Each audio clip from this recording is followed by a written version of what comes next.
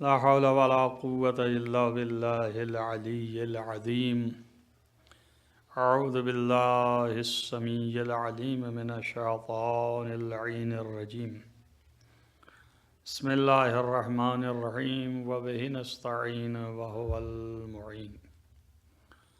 الحمد لله رب العالمين والعاقبة للمتقين والجنة للموحدين والنار للملحدين والمنكرين، والصلاة والسلام على سيد الأنبياء والمرسلين خاتم النبيين مولانا مولى الكونين جد الحسن والحسين أبي القاسم محمد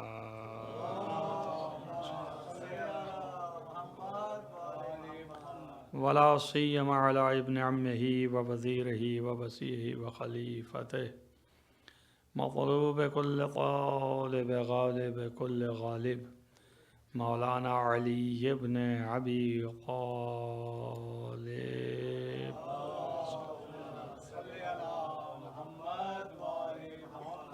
وآله الطيبين الطاهرين المعصومين المظلومين الذين أذهب الله عنهم الرجس وطهرهم تطهيرا.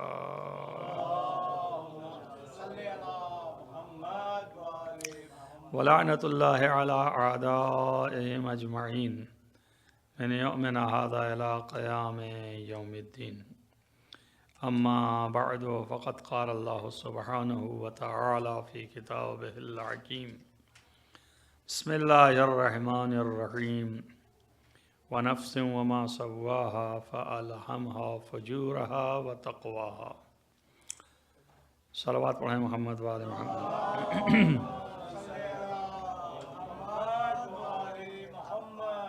جیسا کہ ہر روز آپ کے سامنے یہ آیت کی تلاوت ہو رہی ہے اور اس خاص عنوان کے ساتھ کہ تربیت نفس،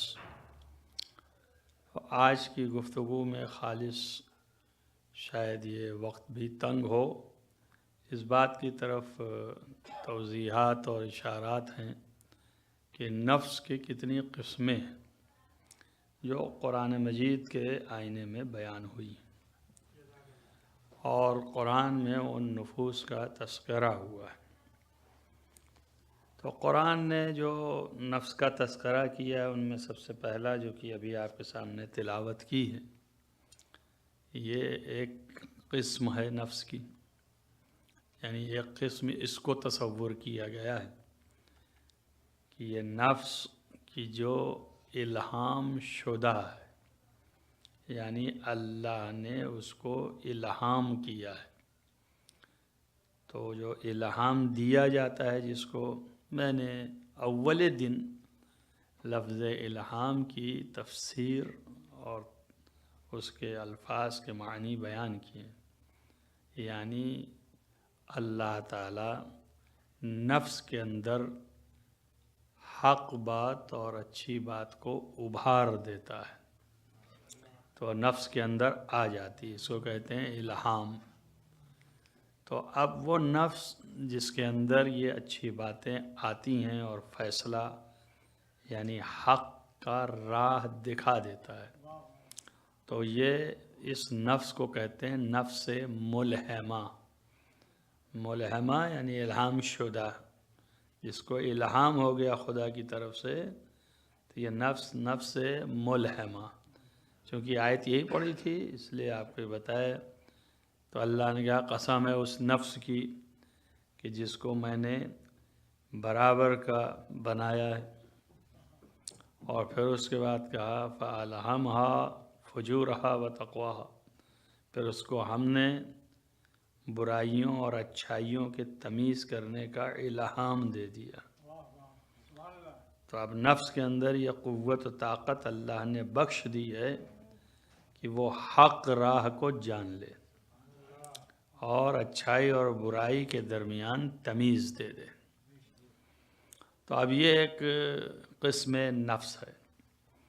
دوسری قسم نفس جو ہے وہ ہے امارہ، یعنی وہ نفس ہے کہ جو انسان کو خواہشات نفسانی کی طرف کھینچتا ہے اور لے جاتا ہے، اور وہ خواہشات نفسانی کوئی بھی ہو، اس میں کوئی یہ تمیز نہیں دیتا کہ یہ اچھی ہے یا خراب ہے۔ تو خواہشات نفسانی ہے، خواہش ہے ہم کو کہ ہم کچھ کھائیں، تو اب یہ تمیز نہیں ہے کہ سور کا گوشت کھائیں کہ مرغی کا گوشت کھائیں کہ گائے کا گوشت کھائیں کہ بکرے کا گوشت کھائیں۔ اس کو اس سے مطلب نہیں، اس کو اس سے مطلب کہ گوشت کھائیں اس وقت۔ تو یہ نفس جو ہے وہ امارہ ہے، کھینچ کے اس خواہشات کی طرف لے جاتا ہے۔ اس کو سمجھنے کے لیے یہ آپ دیکھیے کہ نفس کی خواہشات ہیں نا، تو خواہشات تو اب سمجھ گئے آپ، یعنی اس کی چاہت، نفس کی چاہت ہے کہ یہ چیز میں کھاؤں، یہ چیز میں پیوں، یہ چیز میں کروں۔ تو جو کرنا ہے وہ اچھا ہے یا برا ہے اس سے بحث نہیں ہے، مگر کرنے کا دل چاہتا ہے، کھانے کا دل چاہتا ہے، پینے کا دل چاہتا ہے۔ تو نفس جو ہے وہ کھینچ رہا ہے اس چیز کی طرف۔ تو یہ خواہشات جس کی ہوئی ہے اسی کی طرف نفس کھینچ رہا ہے، اس لیے امر کر رہا ہے، حکم کر رہا ہے کہ بجا لاؤ، جاؤ کرو۔ تو یہ امر کرتا ہے، اس لیے اسے امارہ کہتے ہیں، امر کرنے والا ہے کہ جاؤ کرو۔ تو نفس ہے امارہ۔ اور آپ کو معلوم ہونا چاہیے قرآن میں اس کے لیے بہترین موقع حضرت یوسف کا ہے کہ جب حضرت یوسف کو زلیخا نے اپنی طرف وادار کیا، آمادہ کیا اور کہا کہ ادھر جلب ہو، تو اب اس کو قرآن میں نقل کیا۔ تو ظاہر کہ حضرت یوسف کے اور زلیخا کے درمیان اس کو اپنی لفظوں میں یوں کہوں کہ کھینچم تانی ہوئی۔ اس نے کھینچا اپنی طرف، انہوں نے کھینچا اپنی طرف۔ ان کا ہدف رہا ہوگا جان چھڑانے کا، اور اس کا ہدف اپنی خواہشات کو پورا کرنے کا۔ تو اس کیفیت کو اس نے کہا ہی تیلک آؤ، اور یہ کہہ رہے ہیں کہ نہیں۔ تو یہ جو کیفیت ہے، اس کیفیت کے موقع پر پھر حضرت یوسف نے اپنے نفس کو بچا لیا اور گناہ ان سے سرزد نہیں ہوا۔ تو اس کو انہوں نے تعبیر کی ہے قرآن میں یوں کہ یہ میں اپنے نفس کو کریڈٹ نہیں دوں گا، آپ کی زبان میں کہ میں اپنے نفس کو کریڈٹ نہیں دوں گا کہ میرے نفس نے مجھے بچا لیا، جس پر ہم زور دے رہے ہیں آج 3 دن سے کہ آپ اپنے نفس کی تربیت کیجئے اور نفس پہ کنٹرول کیجئے اور فلانا کیجئے۔ تو حضرت یوسف کہہ رہے ہیں چاہے لاکھ کنٹرول کریے، آپ کے بس میں نہیں ہے کہ آپ اپنے نفس کو کنٹرول کر لے جائیں۔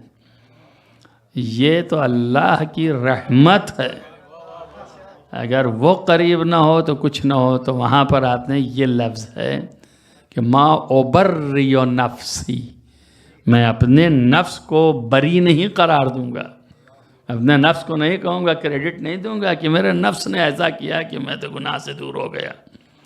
کیوں؟ لِأَنَّ النَّفْسَ لَأَمَّارَةٌ بِالسُّوءِ، اس لیے کہ نفس جو ہے وہ برائی کی طرف کھینچ کے لے ہی جاتا ہے۔ تو اس نفس کو نفس امارہ کہتے ہیں۔ لِأَنَّ النَّفْسَ لَأَمَّارَةٌ بِالسُّوءِ إِلَّا مَا رَحِمَ رَبِّي، اگر ہمارے پروردگار کی رحمت نہ ہوتی تو ہم تو بچ ہی نہیں سکتے تھے۔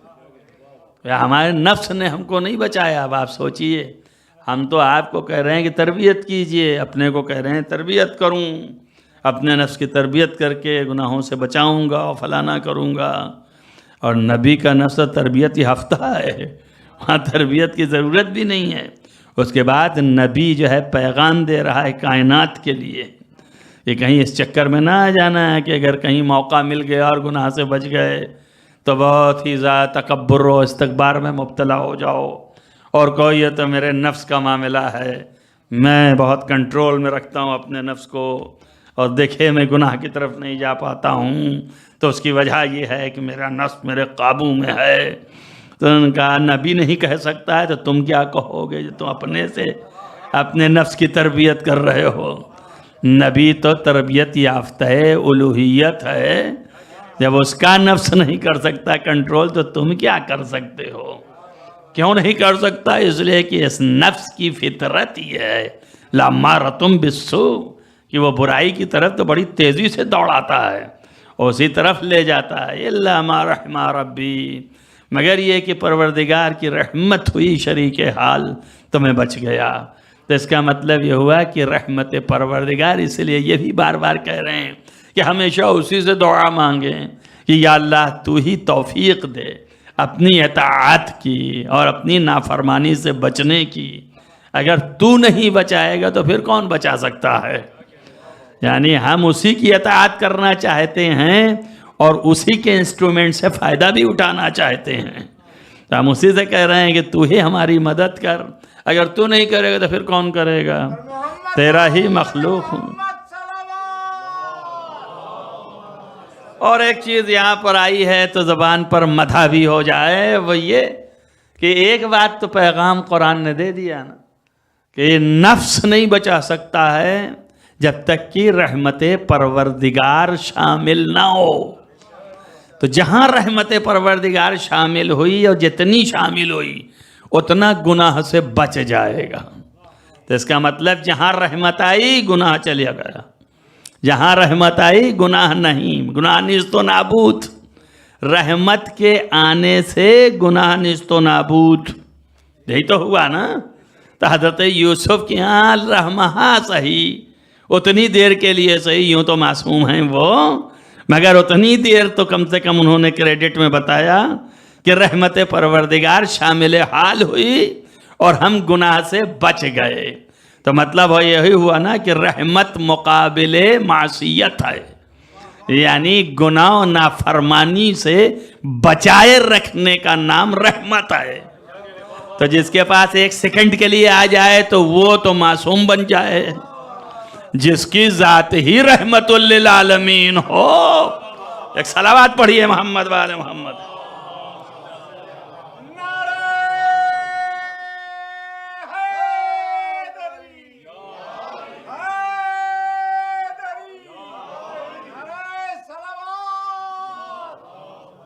اب جس کی زندگی کی ذات جو ہے، رگ رگ جو ہے وہ رحمت پروردگار ہے، تو وہاں تو معصیت کا تصور ہی نہیں ہے۔ اسی لیے ہم اسے عصمت کبریٰ کہتے ہیں، جہاں سب سے بڑی عصمت ہے، تصور بھی نہیں آئے گا ایک لمحے کے لیے۔ جن کے ہاں رحمت شامل ہوئی تو وہ بچے، جب شامل نہیں ہوئی تو پھنسے۔ آپ دیکھیے ہم اور آپ تو پھنس ہی جاتے ہیں، ہمارے بابا پھنس گئے تھے، بابا نہ پھنسے ہوتے تو ہم نہ پھنستے، انہی کی وجہ سے ہم پھنس رہے ہیں۔ بابا کے ساتھ شامل نہیں ہوئی، ایک دفعہ شیطان نے کام کر لیا، پھنس گئے اور پہنچ گئے۔ اللہ نے منع کیا تھا نہیں جانا، وہاں پہنچ گئے تو پہنچے کہ نہیں پہنچے؟ تو حضرت آدم کے ساتھ بھی اگر وہ رحمت اتنا کام آ جاتی تو یہ نہ سرزد ہوتی۔ اب وہ سرزد ہوئی تو اللہ نے نکال بھی دیا۔ اب اس کے بعد روتے پھرے، اللہ نے بھی کہا ہم معاف نہیں کریں گے اس وقت تک جب تک یہ رحمت سے تعلق نہیں پیدا کرو گے۔ اب یہ بھی واضح ہو گیا کہ گناہ کی معافی کا بھی موقع اگر ہے تو رحمت سے ہی توسل کے بعد ہے۔ گناہ سے بچنا بھی رحمت کی وجہ سے اور گناہ کی معافی کا بھی رحمت ہی کے توسل سے۔ اسی لیے پنجتن کا توسل کیا آدم نے، تب ان کے گناہ معاف ہوئے۔ اب یہ گناہ جو قرآن نے کہا ہے، میری لفظ نہیں ہے گناہ کی، میں گناہ بول ہی نہیں سکتا ہوں۔ ہم لوگ جو ہیں گھبرا گئے، قرآن نے تو معصیت استعمال کر دیا اور کہا کہ عصی آدم ربہ، آدم نے اپنے رب کی معصیت کی۔ لیکن اب ہماری اتنی جرت نہیں ہے، اس لیے کہ آدم کو اللہ نے خلیفہ بنایا ہے اور گنہگار نہیں ہو سکتا خلیفہ، تو پھر کیا معنی ہے؟ اب آپ یہ کہیے کون سی دلیل ہے؟ بنایا تو پہلے کہا تھا اور بعد میں آدم نے گڑبڑ کر دیا، تو اس کے بعد بھی باقی رکھا اللہ نے نا. چھین لینا چاہیے منصب, ہٹا دینا چاہیے تھا. نہ ہٹانا نہ چھیننا اس بات کی دلیل ہے کہ وہ کوئی گناہ اس طرح کا نہیں تھا جسے گناہ کہنا چاہیے. یہ تو ایک ایسی چیز تھی کہ خدا نہیں چاہتا تھا کہ کریں, مگر یہ کہ کر بیٹھے. تو بس کوئی بہت بڑی چیز نہیں تھی. اتنا سمجھ میں آیا. یہ میں کہاں سے لے آیا؟ اس لیے کہ اللہ کا منصب, اللہ نے جو منصب بنایا ہے, خواہ وہ منصب امامت ہو یا منصب نبوت ہو یا منصب خلافت ہو یا منصب ولایت ہو, اسے وہ پا ہی نہیں سکتا ہے جو ظالم ہو. اور گنہگار ظالم ہوتا ہے. اس لیے کہ یا اس نے گناہ کر کے اپنے نفس کو عقاب کی منزل پر لے آیا تو یہ اپنے نفس پر ظلم کیا, اور یا گناہ کر کے کسی اور کا حق مارا تو اس کے ساتھ ظلم کیا. تو گنہگار ظالم ہوتا ہے, اور ظالم حقدار منصب خلافت نہیں ہے, ظالم حقدار منصب امامت نہیں ہے, ظالم حقدار منصب رسالت نہیں ہے. دلیل یہ ہے کہ حضرت ابراہیم علیہ السلام جب امتحان دے لیے تو اللہ نے کہا اب تم کو امام بناتا ہوں. فَأَتَمَّهُنَّ, اللہ تعالیٰ نے اذ ابتلیٰ ابراہیم ربہ اذ ابتلیٰ ابراہیم ربہ بکلمات, اللہ نے چند کلمے کے ساتھ امتحان لیا ان کا. فَأَتَمَّهُنَّ, اور جب تمام کر دیا انہوں نے تو کہا فَقَالَ إِنِّي جَاعِلُكَ لِلنَّاسِ إِمَامًا, اب ہم تم کو امام بناتے ہیں لوگوں کا. تو حضرت ابراہیم کو جب امام بنانے لگا تب وہ امتحانات کون تھے خود ہی جانے کون سے تھے. بعض لوگوں نے تو پتہ نہیں کیا کیا لکھا ہے. ابھی کیا کیا لکھنے میں جائے تو یہیں سے پتہ چلتا ہے کہ گم ہو گئے لوگ. کسی نے کہا وہ ختنہ کرنا تھا, کسی نے کہا وہ بال بنانے تھے, کسی نے کہا وہ اضافی بالوں کو کاٹنا تھا, کسی نے کہا سر مونڈنا تھا. اس طرح کی باتوں کو 8-10 لکھ ماری. ان کا یہی ملت ابراہیمی تھی, اسی کا امتحان لیا. تو کون سی خاص بات تھی بھائی؟ ایسی کون سی بڑی چیز تھی کہ اس میں امامت مل جانے والی؟ اگر ایسا تو دن بھر ہم کرتے رہتے ہم ہی خود ہی امام ہو گئے. ایسا تو کچھ نہیں ہے. معلوم ہوا یہ لوگوں نے جو پایا الٹا سیدھا بدعقلی کا, یہاں کا وہاں کا, یہیں سے پتہ چلتا ہے کچھ اپنے من کی تفسیریں کر رہے ہیں. اب ایسا ایک قاعدہ ہوتا ہے, ابھی کوئی آدمی بات کر رہا ہو نیچے اور آپ نہ ماننے کو تیار ہوں. کوئی ایک آدمی کسی سے کہہ رہا ہے کہ بھئی میری بات مان لیجئے, میری بات مان لیجئے, اور وہ نہیں مان رہا. ان کہا یار مانتے کیوں نہیں ہو؟ مولانا خود کہہ رہے تھے. کہا مولانا کہہ رہے تھے؟ کہا ہاں. کہا اچھا تو مان لیا. تو اب یہاں پر مولانا کے فرشتوں کو خبر نہیں ہے کہ کہا کہ نہیں کہا ہے. تو اس نے جب حوالہ دیا کہ مولانا کہہ رہے تھے, اس نے مان لیا. جان رہا تھا کہ مولانا ہی کی مانے گا, اس لیے نام لے لیا, انہوں نے مان لیا. ایسے ہی اماموں کے ساتھ ہے, رسولوں کے ساتھ ہے. یہ لوگوں نے ایک بات کہی, اب دوسرے نہیں مان رہے ہیں. کہ لے آپ کیسے نہیں مان رہے؟ رسول اللہ خود کہہ رہے تھے, آپ کیسے نہیں مان رہے ہیں؟ فلاں امام تو خود کہہ رہے تھے. یہ ہمارے ہاں بھی ہے, ان کے ہاں بھی ہے. اب رسول کے نام سے حدیث گڑھ دی, ایسے ہی گڑھتے تھے. یہ رسول اللہ کہہ رہے تھے. اب وہ رسول اللہ کا نام سنا تو صحیح ہے, بات اس کی تھی اور تھوپ رسول اللہ پہ دیا. اب جب تھوپ دیا تو دوسرے نے سنا تو اس نے بھی کہا بھائی انہوں نے بیان کیا کہ رسول اللہ کہہ رہے تھے. اب وہ کتاب میں آ گیا اور لکھ لکھ کر کے 1000 سال میں ہم تک آیا تو حدیث بن گیا. اب ہم پریشان ہیں کہ یہ حدیث تھی کہ نہیں تھی, تھی کہ نہیں تھی, توجہ ہوئی یا نہیں ہوئی. تو اسی طرح سے تفسیروں میں یہ حدیثوں کے عنوان سے جو آ گیا, یہ قول کسی یہودی کا تھا, یہ قول کسی عیسائی کا تھا. اس یہودی اور عیسائی کی بات کو رسول پر لگا کر کے اور ہم تک بھیج دیا گیا. سمجھ میں آیا؟ اسی لیے کہتے ہیں بہت سے اسرائیلیات داخل ہو گیا. تو معلوم یہ ہوتا ہے خود کی کہاں منصب امامت. ان کا امامت کون سی بڑی چیز ہے؟ کہ اگر بڑی چیز نہیں ہے تو اللہ نے رسول تو بنایا تھا, خلیل بنایا, رسول بنایا. جب اتنے مرتبے تک ابراہیم کو لے آیا تب اس کے بعد کہہ رہا ہے امتحان لوں گا, پاس ہو جاؤ گے تمہیں امام بناؤں گا. تو اگر امامت بڑی چیز نہیں ہے رسالت اور خلت سے, تو امتحان کے بعد یہ دینے کا مطلب کیا ہے؟ بدعقلی ہو جائے گی نا. تو اس کا مطلب یہ ہے کہ بڑی چیز ہے, تو بڑی چیز میں تو بڑی چیز کا امتحان لیا جائے گا, چھوٹی موٹی چیز کا تو امتحان نہیں لیا جائے گا نا. تو اب عقل بتا رہی ہے کہ یہ جو ہے لوگوں نے گڑھ گڑھ کے ڈال دیا ہے، یہ کچھ نہیں، نہ بال بنانا ہے نہ ختنہ کرنا ہے، یہ سب مستحبات ہیں، الگ چیزیں ہیں، اس کا امتحان نہیں تھا، امتحان کوئی بڑی سی چیز تھی، تو اسے قرآن بتاتا ہے کہ کون سی چیز ہے۔ فَتَلَّهُ لِلْجَبِينِ، جیسے ہی اسماعیل کو الٹا لٹا دیا حضرت ابراہیم نے اور گلے پہ چھری رکھ دی، تو پھر اللہ نے ان کے بدلے میں ایک ادھر سے بھیج دیا اور ان کو ہٹا لیا، اور وہ آج تک آپ کرتے رہتے ہیں۔ اب یہ امتحان تھا، اس کو قرآن نے کہا اِنَّ هَذَا لَهُوَ بَلَاءٌ الْمُبِينٌ، یہی سب سے بڑی آزمائش تھی اللہ کی۔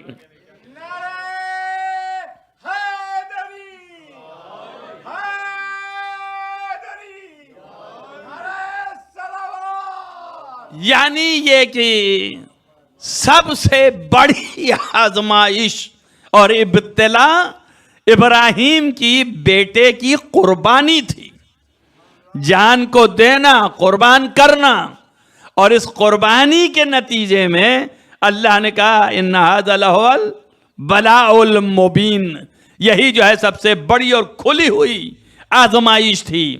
اب چونکہ بیٹے کی قربانی تھی، دے کون رہا تھا؟ ابراہیم قربانی کرنے گئے تھے، یہ تو باپ تھے، چھرا چلانا تھا، مگر چھرا چلانا آسان نہیں ہے بیٹے کے گلے پہ، یہ تو باپ کی آزمائش اس طرح ہو رہی ہے، مگر دے کون رہا ہے؟ اسماعیل دے رہے ہیں نا، بیٹا دے رہا ہے نا، تو اب بیٹے کا بھی کچھ حق بنے گا کہ نہیں بنے گا؟ امتحان میں خالی ابراہیم ہی تھوڑی کامیاب ہوئے، اس نے بھی تو اپنے کو پیش کیا، تب حق تھا جب اللہ نے کہا تجھے امام بناتا ہوں اس لیے کامیاب ہو گیا، تو کہا من ذریتی، اس لیے کہ میرا ہی خالی کارنامہ تھوڑی نہ ہے، یہ کارنامہ تو میری اولاد کا بھی ہے۔ تو اللہ نے کہا، اللہ سے پوچھا من ذریتی، میری اولاد کو بھی کچھ ملے گا کہ نہیں ملے گا؟ تو اللہ نے کہا تیری اولاد بھی امام ہوگی، مگر سوائے ان کے جو ظالم ہیں، ظالم جو ہیں ان کو نہیں ملے گا، ان کے سوا جو ظالم نہیں ہیں ان کو مقام ملے گا۔ لا ینال عہدی الظالمین، ظالمین جو ہے میرا یہ عہدہ نہیں پا سکتا ہے۔ ایک صلوات پڑھیے محمد وآل محمد۔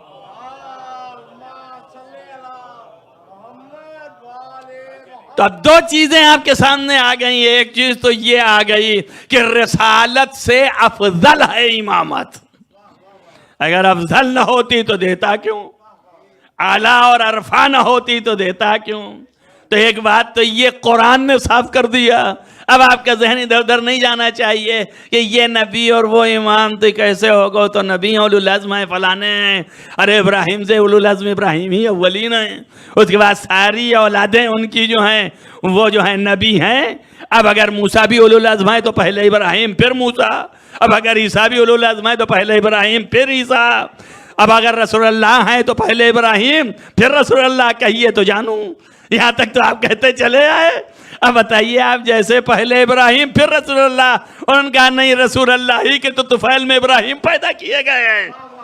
ایک صلوات پڑھیے محمد والے محمد۔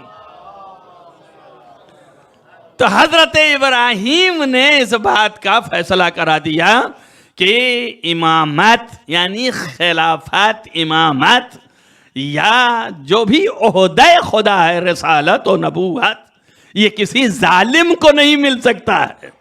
لا ینال عہد الظالمین۔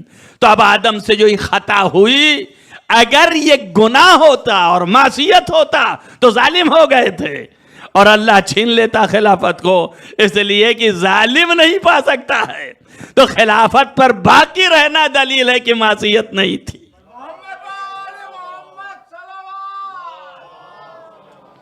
اب یہ ہے کہ بہت سی چیزیں بڑوں کے لیے چھوٹی موٹی چیزیں بھی بہت بڑی ہوتی ہے، اور چھوٹے کے لیے کچھ بھی نہیں ہے۔ ایک چھوٹا بچہ ہے، کوئی ابھی غلطی کر دے تو چھوڑو چھوڑو بچہ ہے، جانے دو، لیکن اگر وہی چیز بڑا آدمی کرے تو 10 آدمی آنکھیں دکھائیں گے کہ تمیز نہیں، بڈھا ہو گیا، اس کو ابھی بھی ایسی حرکت کرتا ہے، کہتے ہیں کہ نہیں کہتے ہیں؟ حالانکہ کوئی چیز ایسی بری ہوتی تو بچے کو کیوں کہتے کہ چھوڑ دو؟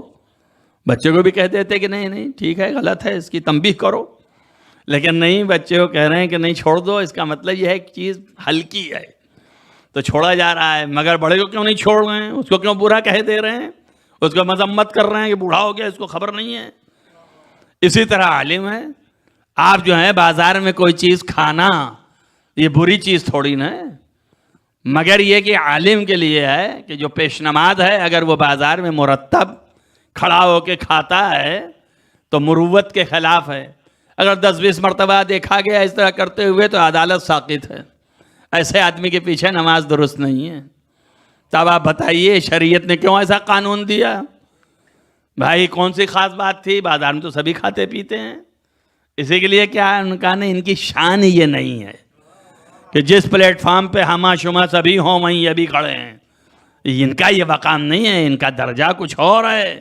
تو یہ ایک ادنا سی چیز کے خاطر بیچارے کی عدالت زیر سوال ہو گئی نہیں ہو گئی؟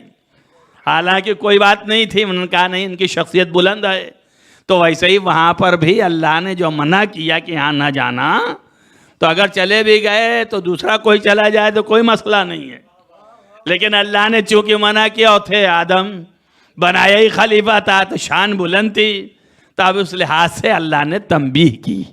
اور یہ تنبیہ کی کہ جائیے اب آپ یہاں سے، یہاں اب آپ نہیں رہ سکتے ہیں، نکل جائیے. تو اس شجرہ کے قریب جانے کی وجہ سے نکلنا پڑا. اب وہ شجرہ کیا ہے خود ہی جانے. اب اس میں بھی اختلافات ہیں. شجرہ درخت کو کہتے ہیں. اللہ نے یہی کہا وَلَا تَقْرَبَ هَٰذِهِ الشَّجَرَةَ. یہ سب جو ہے نفس امارہ ہے، چل رہا ہے. یہ گھبرائیے گا نہیں، وہی نفس کے تحت ہے. یہ خواہشات ہی تو ہوئی کہ میں بھی جاؤں. وہی نفس امارہ کو ابھارتا کون ہے؟ میں تو ہی بتانے کے لیے لایا ہوں. نفس امارہ کو ابھارنے میں کام کرتا ہے شیطان. اس لیے اللہ نے کہا اِنَّهُ عَدُوٌّ مُّبِينٌ. یہ تمہارا کھلا ہوا دشمن ہے. تمہارے باپ کے نفس امارہ کو ابھار دیا. ہم نے کہا نہ جانا. اس نے ابھارا کہ جاؤ. خواہشات نفسانی ہوئی کہ دیکھوں ہے کیا. جب کسی چیز کو منع کیا جاتا ہے تو ہوتا ہے نا آپ کے نفس میں کہ ضرور کرو اس کو، دیکھو ہے کیا، معاملہ کیا ہے. تو ویسے ہی دیکھوں کیا ہے.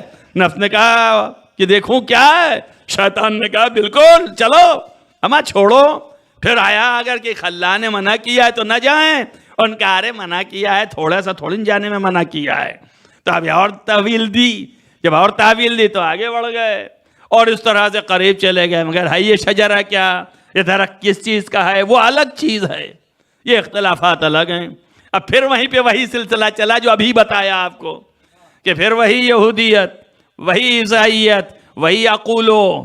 تو یہ پرانی قوموں میں یہ سب باتیں آئیں، وہی باتیں آپ کے ہاں گھسڑ دی گئیں. اب وہ آپ کے ہاں آ گئے. ان کا شجرہ کیا تھا؟ ان کا درخت کی بات ہوئی تھی. اور درخت کیا تھا؟ ان کا وہ درخت گیہوں کا تھا. اما گیہوں کے درخت گیہوں کھا لینے سے ایسا ہو گیا. ان کا کہے کا درخت تھا. ان کا نہیں، گیہوں کا نہیں تھا، وہ سیب کا درخت تھا. ان کا یہ کہے کا درخت تھا. ان کا سیب کا بھی نہیں تھا، یہ حسد کا درخت تھا. یہ حسد کا درخت تھا. اب مانوی طرف چلے گئے. کہا حسد کا درخت تھا. ان کا ہاں حسد کا درخت تھا. آج دیکھ لیجئے جتنی اٹھائیے گا تفسیریں اتنی قسم کی ملیں گی. لیکن حق کیا ہے اسے سن لیجئے. امام حسن عسکری علیہ السلام نے فرمایا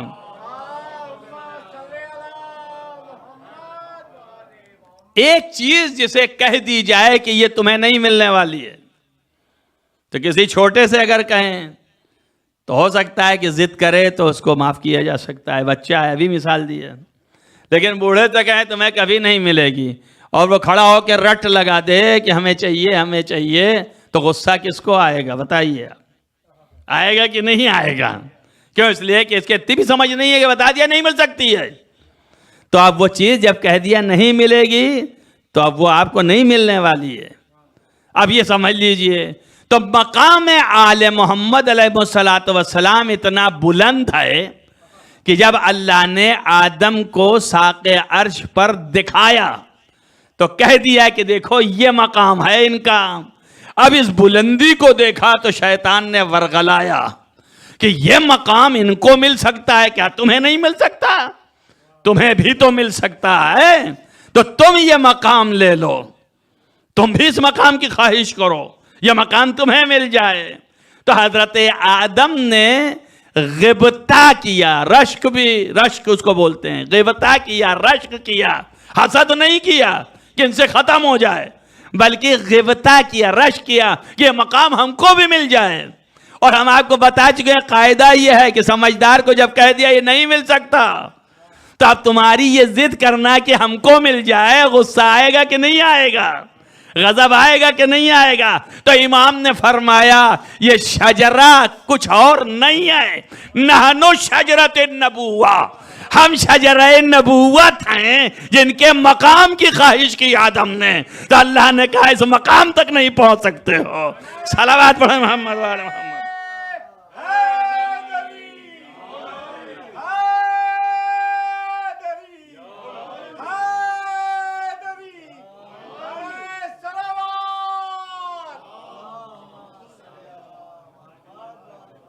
اب چونکہ یہ مقام تک نہیں پہنچ سکتے ہو تو اب کہاں جاؤ گے؟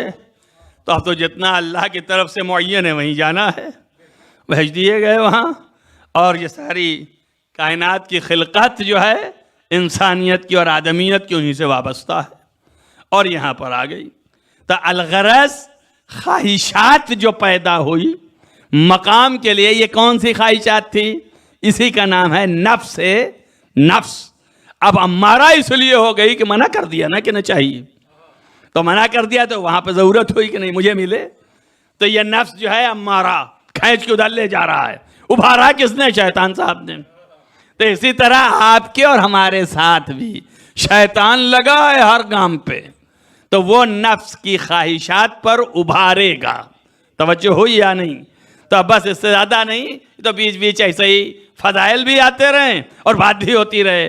تو یہ دوسری قسم تھی نفس امارہ. اب یہاں پر جو چیز روکتی ہے اور آپ کو بتاتی ہے کہ یہ غلط ہے ادھر مت جاؤ، اس کا نام ہے نفس لوامہ. تو اب یہ تیسری قسم ہو گئی، نفس ملہمہ، نفس امارہ، نفس لوامہ. ایک دن کے اس میں بیان ہو چکا ہے کہ وہ نفس روکتا ہے کہ نہیں یہ کام نہیں کرنا چاہیے، غلط ہے، یہ عقل کے خلاف ہے، یہ چیز جو ہے مناسب نہیں ہے. یہ لوامہ ہے، آپ کو روکتی ہے. دیکھیے اللہ ہی نے آپ کے ہی سسٹم میں دونوں رکھا ہے. یہ کھینچ کے لے جا رہی ہے. اب یہ کھینچ کے لے جانے والی جو امارہ ہے، بتا دیا اس کو تمیز نہیں ہے، یا اچھائی کی طرف بھی لے جائے گی، برائی کی طرف بھی لے جائے گی. اب یہ چونکہ اس کی عادت ہے کھینچنا، تو یہ کھینچ رہی ہے. اب جہاں اچھائی وہاں چلے گئے تو کوئی بات نہیں، جہاں برائی ہے وہاں کے لیے لوامہ آ گئی کہ نہیں نہیں یہ نہیں کرو، یہ غلط ہے. یہاں رکاوٹ اللہ نے لگا دی. اسی کا نام ہے الہام. اللہ نے اسی طریقے سے تمہیں روک تھام دیا. اب اندر کی حجت آپ کی کام کر رہی ہے کہ اچھائی کیا ہے، برائی کیا ہے. تب کہا فَأَلْهَمْهَا فُجُورَهَا وَتَقْوَاهَا. ہم نے تمہیں بتا دیا کہ اچھی چیز ہے جاؤ، نہیں روکا، لیکن برائی تھی تو ہم نے فجور پہ روک دیا کہ اب یہ ظلم نہیں کرنا. ظلم جو ہے بری چیز ہے، ادھر نہیں جاؤ، یہ غلط ہے. تو یہ لوامہ ہو گئی. اب دو اور قسمیں ہیں، جو دو اور قسمیں ہیں وہ عجیب و غریب ہیں. تین قسمیں اور ہیں. ایک اور ہے جو نفس، وہ عجیب و غریب ہے. اس نفس کی کیفیت بہت بلند ہے. یہ سب تو ہم آپ کے ساتھ ہے. حد یہ ہے کہ ان تین میں سے تینوں جو ہے حیوانوں میں بھی ہے. بعض لوگ قائل نہیں ہیں، بعض کہتے ہیں کہ حیوانوں میں تینوں نہیں ہیں، دو ہی ہیں. لیکن بعض کہتے ہیں کہ نہیں تینوں ہے. حق یہ ہے کہ تینوں ہے. اب یہ ہے کہ بقدر جتنی ضرورت ہے اتنی ہے. ایک حیوان کے ہاں کوئی تمیز نہیں ہے تو وہ بھی اپنی برائیوں کی طرف جاتا ہے. بھائی اللہ کے ہاں سے لوامہ آتی ہے. اسے کرنے کو نہ دیکھیے، اس کا فیل تو ہم بھی کر بیٹھتے ہیں، تو ویسے ہی وہ بھی کر بیٹھتا ہے. ضروری نہیں ہے، لیکن اللہ نے الہام دیا ہے اس کو بھی، حیوان کو بھی. اسی لیے اس کو پتہ ہے، ہر چیز معلوم ہے. آپ آج کل تو میڈیا کا زمانہ ہو گیا، ہر چیز دکھا رہے ہیں آپ کو. پہلے کتابوں میں خالی ملتا تھا لکھا ہوا، اب تو دکھاتے ہوئے ملتا ہے کہ ایسی ایسی چیزیں ہیں کہ دیکھیے آپ، خواہشات نفسانی ہے کہ کوئی جانور کسی بچے کو دیکھ رہا ہے، حملہ کر بیٹھا، یہ خواہشات نفسانی ہے، اور اس کو کھا لیا، پھاڑ دیا، پھینک دیا.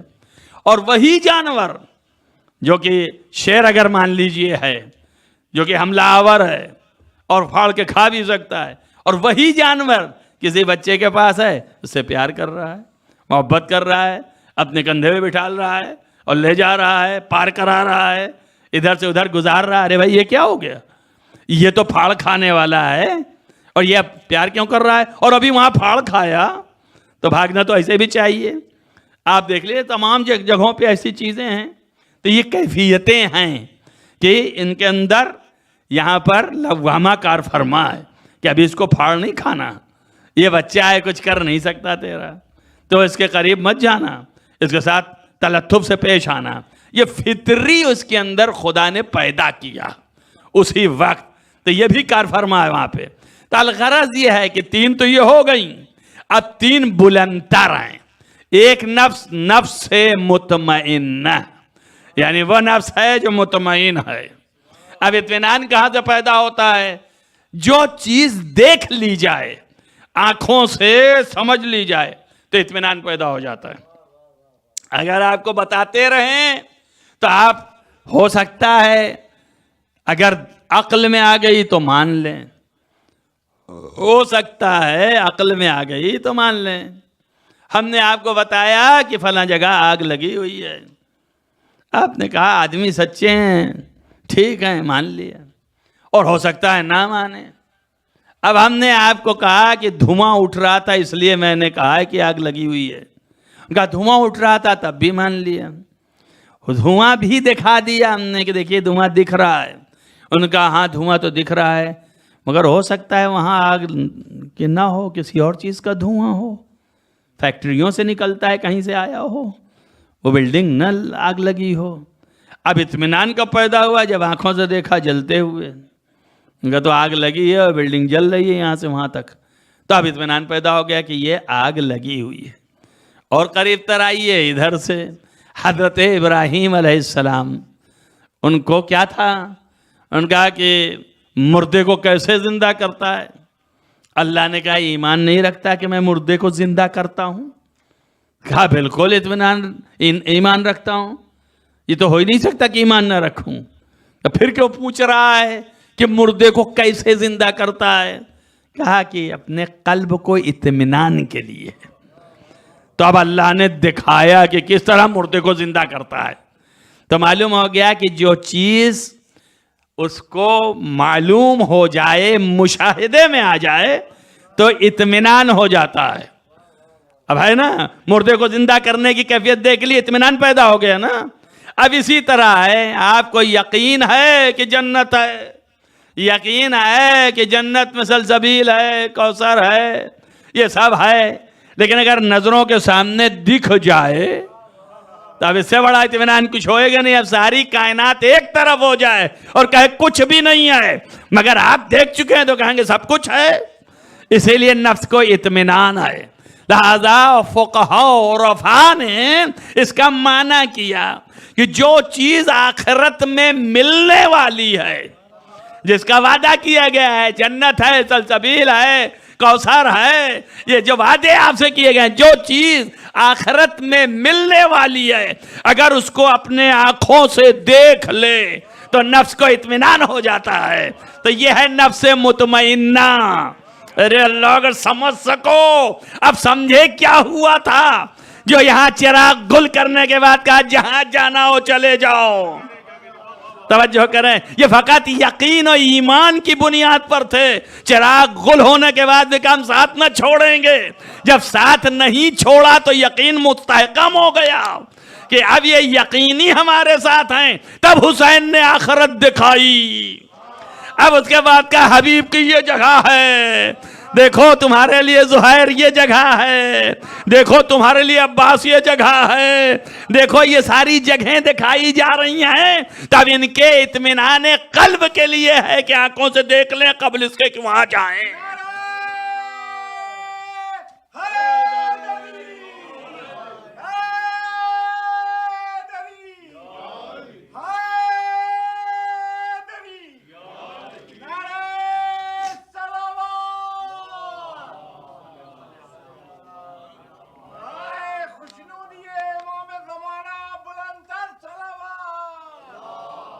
ادھر ادھر تو نہیں ہوئے نا، نفس مطمئن سمجھ میں آیا نا کہ جو آخرت میں ملنے والا ہے اسے آپ کے سامنے دکھا دیا جائے. یعنی جو غائب ہے اس کا مشاہدہ کر لیں. اس کو ہم اپنے لفظوں میں کہتے ہیں غیب و شہود ایک ہو جائے.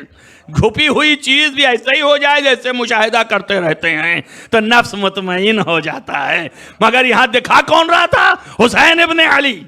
تو جو دکھا رہے ہیں اپنے صحابیوں کو کہ یہ چیز یہاں ہے، یہ چیز یہاں ہے، وہ مقام یہاں ہے، تو ان کو تو سب دیکھا ہوا ہے نا. ارے اللہ، یہ حسین دکھا رہے ہیں تو دیکھے ہوئے ہیں. تو حسین جو ہیں بیٹے ہیں کس کے؟ باپ ہے ان کا علی.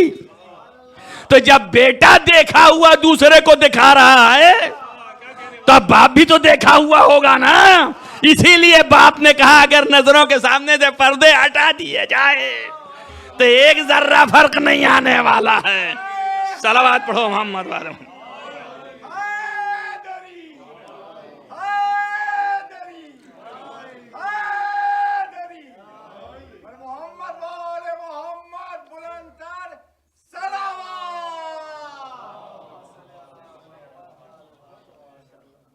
مولا نے فرمایا نا کہ اگر میرے نظروں کے سامنے سے پردے ہٹا دیے جائیں تو میرے یقین میں فرق نہیں آئے گا. جس نے مشاہدہ شدہ ہے وہی چیز آنے والی ہے سامنے جو دیکھا ہوا ہے. تو میرے ہاں کیا فرق آنے والا ہے؟ کچھ فرق نہیں آنے والا ہے. سب جانتے ہیں، دیکھے ہوئے ہیں، مشاہدے میں ہیں. یہ نفس سے مطمئن ہے. تو اب جب مطمئن ہے تو اس کے لیے سونا جاگنا کوئی معنی ہی نہیں رکھتا ہے. بات کو سمجھو بھائی. یہ نفس مطمئن ہے. جو دیکھے نہیں ہے، مطمئن نہیں ہے، اس کو تکلیف ہوگی کہ ابھی مارا گیا اور تبھی مارا گیا تو نیند ہی نہیں آئے گی اس کو.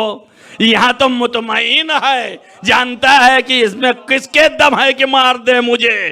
تو وہ لیٹ کے آرام سے سو رہا ہے اور کہہ رہا ہے ایسا سویا شب ہجرت کہ اس سے پہلے اور نہ بعد میں کبھی سویا ہی نہیں تھا. تو یہ نفس مطمئن ہے. اب اس نفس مطمئن میں بھی دو قسمیں اور رہ گئیں. تو اب یہ چار قسمیں ہو گئیں: ملہمہ، امارہ، لوامہ اور مطمئنہ. اب اس کے بعد دو اور ہیں. ایک ہے راضیہ، یعنی یہ نفس جب اطمینان کے منزل پر ہو جائے تو اطمینان کے منزل پر جانے کے بعد راضی بھی ہو. توجہ رہے. آپ نے دیکھ تو لیا، ابھی ایک پہلو میں نے سجھایا تھا آپ کو، اب دوسرا پہلو لے لیجئے. آپ جب دوسرا پہلو بھی دکھا دیا جائے تو بڑا مشکل ہوگا. قتل کب ہوا امام حسین کا؟ سن 61 میں. سن 61 ہجری کب آئے گی؟ جب محمد مصطفیٰ پیدا ہوں گے اور پھر محمد مصطفیٰ نبی بنیں گے اور پھر اس کے بعد ہجرت کریں گے، تب ہجری ہوگی اور پھر ہجری 61 سال گزرے گی. توجہ رہے. اور محمد مصطفیٰ کب آئیں گے؟ آخری نبی ہوں گے. آدم کے زمانے سے پہلے سے جب عہد لے لیا گیا اور دکھا دیا گیا، تب جب سب چیزوں کو مشاہدہ کیا تو اس میں یہ بھی مشاہدہ کروایا گیا کہ ایسے ذبح کیے جاؤ گے، ایسے لوٹے جاؤ گے، اس طرح یہ چیزیں ہوں گی. تو اب یہ ساری چیزیں دیکھ لی نا تو اطمینان تو پیدا ہو گیا کہ یہ میرے ساتھ ہوگا. لیکن اب اس اطمینان کے ساتھ یہ بھی ہے کہ اس چیز سے راضی رہے کہ میں اس مصیبت پر بھی راضی ہوں. توجہ ہوئی یا نہیں؟ تو جہاں یہ راضی ہو گیا تو نفس راضیہ ہو گیا. اب یہ راضی کا ثواب یہ ہے کہ وہ جو راضی ہو گیا اس کے اوپر، اس کو دیکھ کے انگ میں دندہ ہو جائے کہ ارے اللہ کیا میں نے مخلوق بنایا ہے کہ اس بات پر بھی راضی ہے کہ اتنی مصائب برداشت کرنے کو تیار ہے. تب اپنے ثواب دے گا، یعنی اپنی مرضی اس کے حوالے کر دے گا. اس کو کہتے ہیں نفس مرضیہ. توجہ کریں آپ. اب قرآن نے کہا یا ایتھا النفس المطمئنۃ ارجعی الی ربک راضیۃ مرضیہ. توجہ کیا آپ نے. ایک صلوات پڑھیں محمد والے محمد.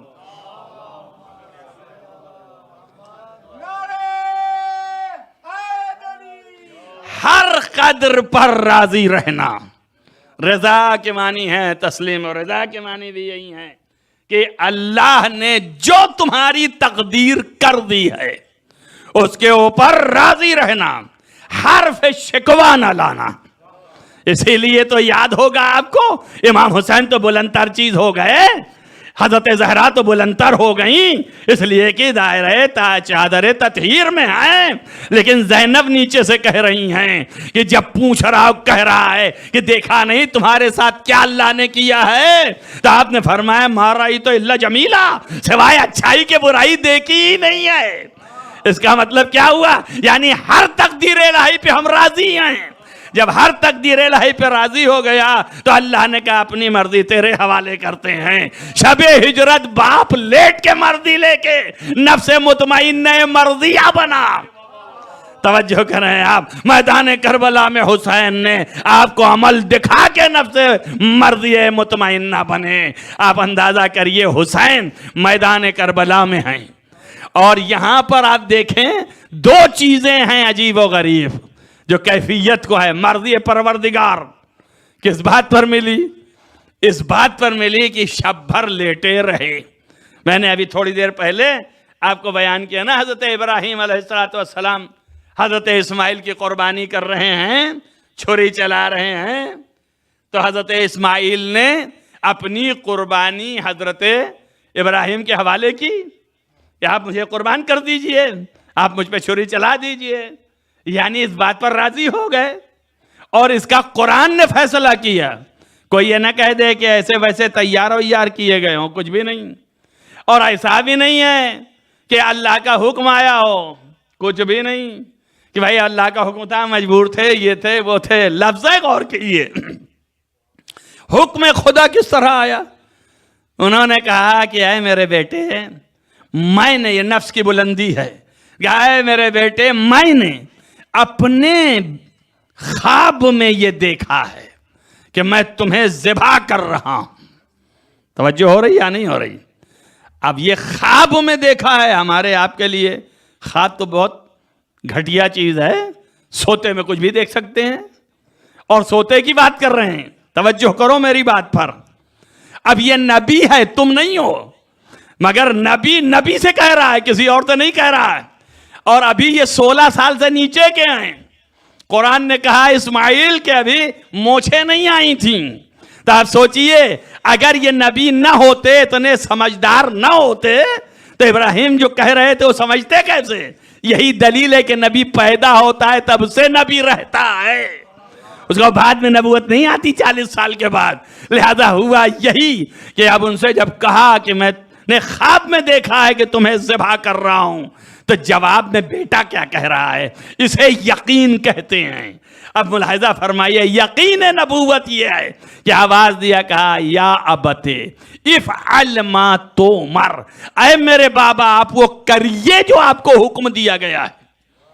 توجہ کیا آپ نے؟ حکم کا حوالہ تو نہیں دے رہے نا کہ امر پروردگار ہوا ہے، نہیں ہے، لیکن خواب بتا رہے ہیں۔ وہ کہہ رہے ہیں خواب میں آپ کو حکم دیا گیا ہے۔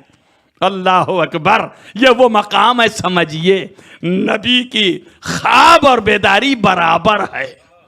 اگر خواب میں بھی کچھ آئے تو حکم پروردگار ہے۔ اسی لیے آپ نے یہ مثل سنی ہوگی کہ یہ خواب جو آتا ہے یہ نبوت کا 40واں حصہ ہے۔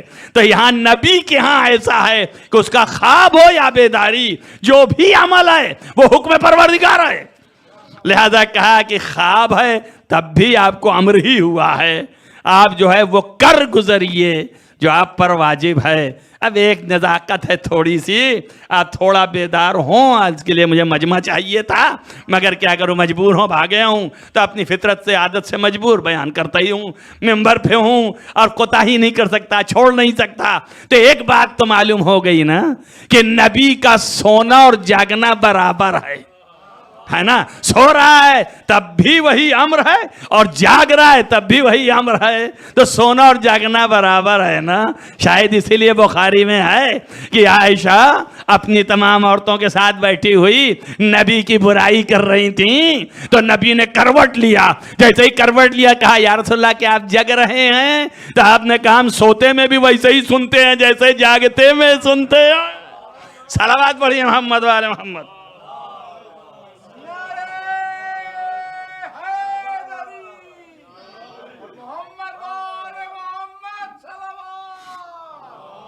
تو اب حدیثوں میں بھی مل گیا نا کہ نبی کا سونا و جاگنا برابر ہے۔ اب یہ نفس کی کیفیت ہے، آپ دیکھیے کہ جیسے ہی کہا کہ میں نے خواب میں دیکھا ہے، یہ نفس مطمئن تھا، ڈرا نہیں، خوف نہیں کھایا. اس کا افعل ما تؤمر، جو آپ کو کہا گیا ہے اسے کر گزریے. اب ابراہیم نے ان کے گلے پہ چھری رکھ دی.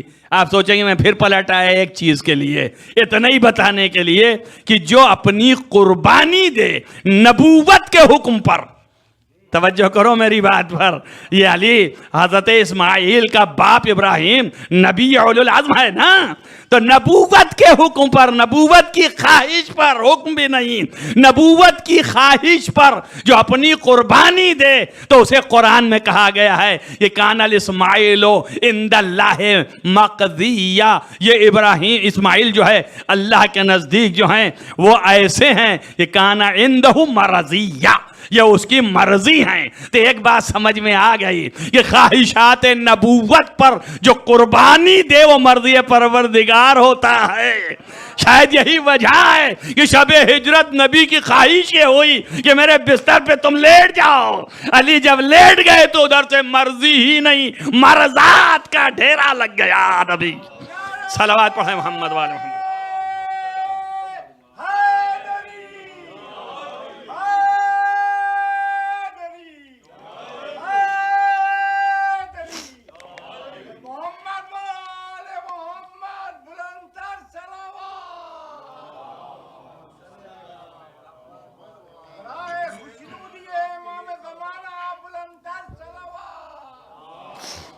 بس عزیزو ختم کیا میں نے.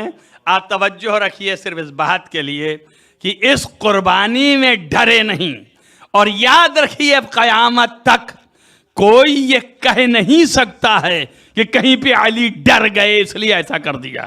میں نے ایک مجلس میں اور کہا تھا کہ یہ لوگ اعتراض لے آ رہے ہیں اور یہ تاریخیں لکھ رہی ہیں اور بڑے شد و مت سے ہمارے بھی بیوقوف بیان کرنے لگتے ہیں. مجھے تو بہت سے مواقع ایسے تھے بیان کرنے تھے یہاں پر جو کہ لوگ جو ہیں فائدہ اٹھاتے ہیں لفظوں سے.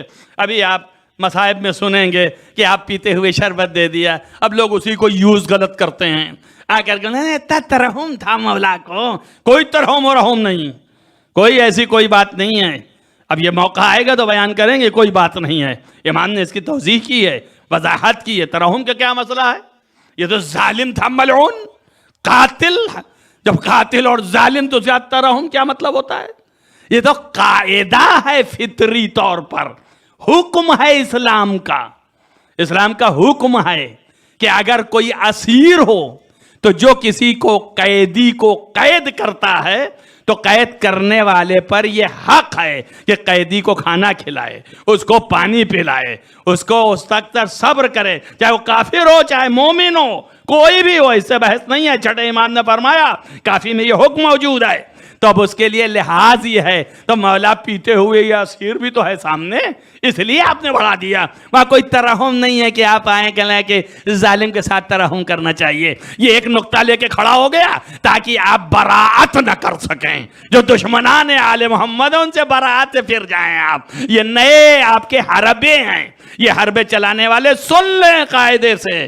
قانون کی پاسداری ہے اور اس کی دلیل یہ ہے کہ چھٹے امام نے علی ابن ابراہیم نے بیان کیا ہے کہ امام حسن کو جب یہ حکم دیا امام علی علیہ السلام نے کہ یہ میرا قاتل جو ہے اگر میں مر گیا تو اس کو قتل کر دینا، اور قتل کرنے کے بعد کہا کہ ایک جگہ ہے ایسی جو کناسا کی جگہ ہے وہاں پر گڑھا کھود کے اس میں ڈال دینا. اور یہ اس لیے کہ امیر المومنین نے خود یہ لفظ استعمال فرمائی، کناسا میں گڑھا کھودنا، وہاں ڈالنا اس کو قتل کر کے، اس لیے کہ یہ جہنم کی ایک جز ہے. تو اگر مولا کو اتنا ترحم تھا تو اس کو جہنم میں پھینکنے کو کیوں کہا؟ مولا ترحم کرتے اس کے ساتھ تو معلوم رحم ترحم کی بات نہیں ہے، بات پاسداری قانون اسلام کی ہے، احکام کی ہے. علی احکام اسلام کی پاسداری میں کوئی خیال نہیں کرتے. مگر نہیں سنا آپ نے کہ ایک شخص نے آگے کہا کہ میں چور ہوں، چوری کرتا ہوں، آپ مجھے پاک کر دیجئے. مولا نے کہا کہ خیال کر، ہو سکتا ہے تجھے ضرورت رہی ہو. اس نے کوئی ضرورت نہیں تھی. ہو سکتا ہے تو بھوکا رہا ہو. کہا میں بھوکا بھی نہیں تھا. ہو سکتا ہے تو فقیر ہو. کہا میں مالدار ہوں. کہا پھر کیوں کیا چوری؟ جب 3 گواہیاں لے لی تو آپ نے کہا اللہ اکبر، موقع بھی دیا، چلا جا. آج جا کے گھر میں بتا کل آنا. اب اس کے بعد جب آ گیا پھر دوسرے دن تو پھر گواہیاں لے لیں اور اس کے بعد ہاتھ کاٹ دیا آپ نے. اب یہ ہاتھ کاٹنا کیوں ہے؟ پاسداری احکام الہی پہ ہے. توجہ رہے، مولا نے چھوڑا نہیں ہے. اور یہ تھا کون؟ یہ مولا کا چاہنے والا تھا. مورخین نے لکھا کہ جب انگلیاں کٹ گئیں تو اس نے اپنے ہاتھ پر رکھ کے انگلیوں کو کوفے کے گلیوں میں پکارنا شروع کیا کہ آگاہ ہو جاؤ، مجھ کو آج اس نے پاک کر دیا جو اللہ کے رسول کا صحیح جانشین تھا. مجھ کو آج اس نے پاک کر دیا جو اللہ کے رسول کی بیٹی کا شوہر ہے. مجھے اس نے پاک کر دیا جو حسنین کا بابا ہے. مجھے اس نے پاک کر دیا جو جنت اور دوزخ کا بانٹنے والا ہے. تو لوگوں نے دوڑ کے آگے کہا مولا آپ نے تو اس کی انگلی کاٹ دی اور آپ کی انگلی کاٹنے کے بعد وہ آپ کا قصیدہ پڑھتا پھر رہا ہے. توجہ کیجئے آپ. تو روایتوں میں ہے کہ وہ تھا پاسداری قانون الہی اور یہ ہے محبت علی کہ علی نے کہا یا حسن جا کے اپنے بھائی کو بلا کے لے آؤ. جب بلا کے لے آئے تو کہا معزون پہ اس کا ہاتھ رکھو. جہاں سے اذان دی جاتی تھی وہیں پہ ہاتھ رکھا گیا، انگلیوں کو وہیں پہ رکھا. علی نے کپڑا رکھا اور اللہ سے دعا کی، ہاتھ کی انگلیاں جڑ گئیں. پھر علی نے جوڑ دیا. وہ تھا پاسداری و محبت اور پاسداری و اطاعت خدا اور یہ ہے محبت علی. توجہ کریں آپ. علی نے یہ بتا دیا کہ جو مجھ سے محبت کرے گا اس کے گناہ مٹائے جا سکتے ہیں اور اس کو پھر دوبارہ اسی حالت پہ لایا جا سکتا ہے. صلوات پڑھیں.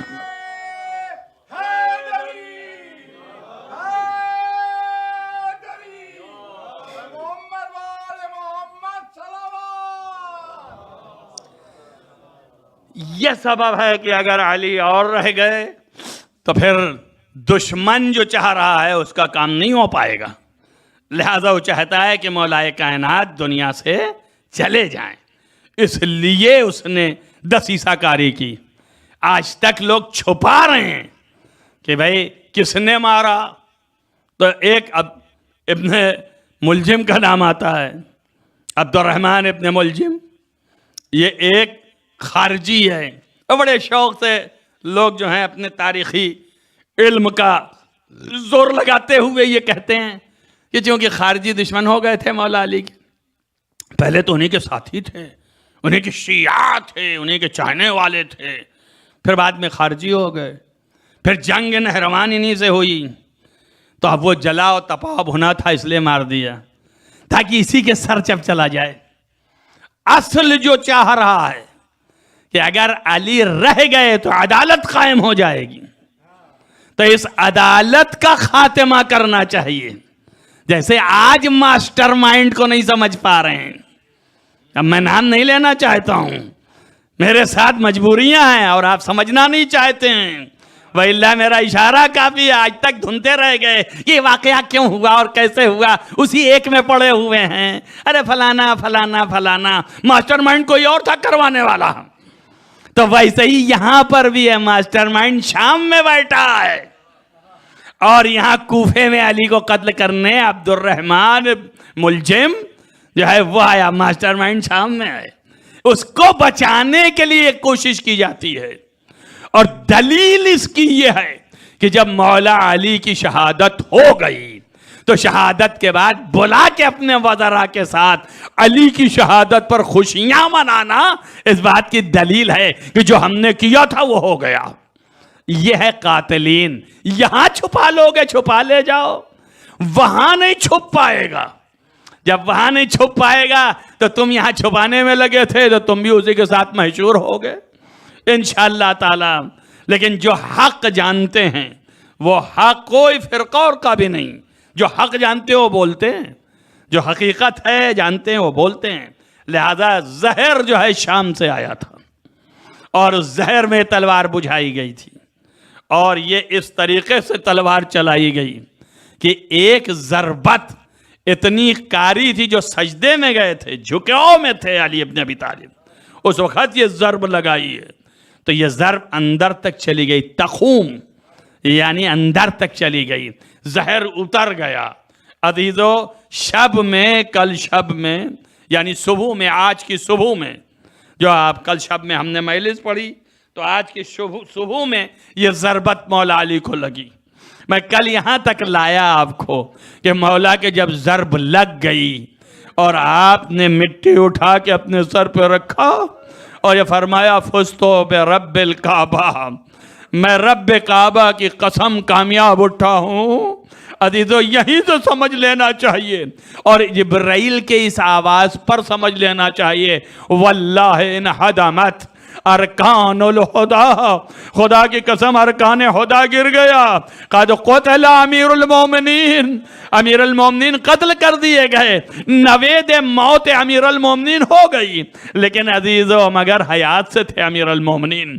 لوگوں نے اس کو پکڑ لیا، اسیر کیا، قید بنایا، امیر المومنین کو یہاں اٹھایا اور ان کے سر پہ پٹی باندھی گئی اور ان کو تخت پر لٹایا گیا.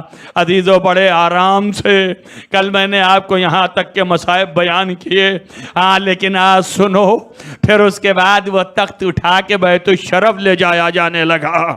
عزیزو جب چلا تو سارا مجمع کوفے کی مسجد میں، پورا کوفہ پیچھے پیچھے علی کا تخت آگے آگے. علی لیٹے لیٹے ایک مرتبہ آپ نے پکارا حسن، کہا جی مولا فرمائیں. کیا ہے بابا؟ کہا بیٹا بس اب یہاں روک دو. جب گھر سے قریب پہنچ گئے تو کہا یہاں روک دو. کہا کس لیے؟ کہا اس لیے کہ ان سے کہو کہ یہاں سے چلے جائیں سب. ہاں اس لیے کہ میری دو بیٹیاں زینب و ام کلثوم در پہ کھڑی گریا کر رہی ہوں گی، نامحرم ان کی آواز نہ سننے پائے.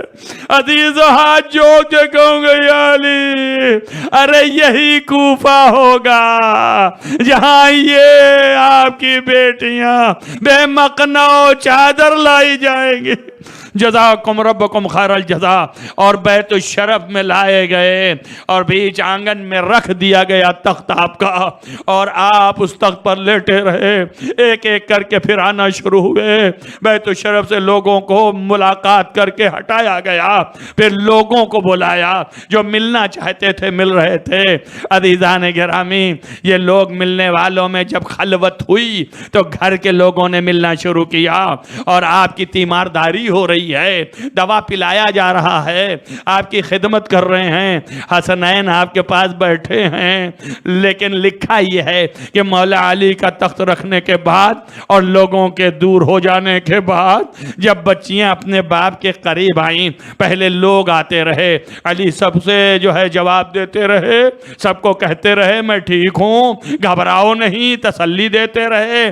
اور ہاتھ آخر میں دیکھا امام حسن امام حسین بیٹھے رو رہے ہیں تو ان کو بھی تسلی دیا. کہا تم ہی تو گھر کے مالک ہو، تم لوگ رو نہیں، تسلی دیا. اور کہا یہ تو سب دنیا کی چیزیں ہیں، یہ عوارضات ہیں، ہونے والی ہیں، کوئی مشکل نہیں ہے. عزیزو مجلس میں یہیں پہ ختم کر دوں گا. سب کو تسلی دیتے دیتے جب بیٹیاں آئیں علی کے پاس اور زینب و ام کلثوم نے پیر پکڑا اور باپ کے پیر پکڑنے سے رونے لگی تو مقاتل نے لکھا ابھی تک علی سب کے آنے پہ لوگ روتے تھے مگر علی تسلی دیتے تھے، لیکن عزیزو جب زینب نے رونا شروع کیا تو علی بھی رونے لگے. اور ایسے نہیں روئے بلکہ چیخ مار کے رو دیا. پوچھو مولا کیا ہے؟ اس لیے کہ علی کی نظروں میں زینب کا منظر پھر گیا. عزیزو یہی زینب، یہی کوفہ، یہی شام جب زینب کے رسن بندھے گی وہ یاد کیا بی بی یہ تو کچھ بھی نہیں ہے، ابھی باپ زندہ آیا ہے تخت پہ. ارے زینب تم ہی ہوگی جو تم دیکھو گی کہ بھائی تحت خنجر ہے شمر کے.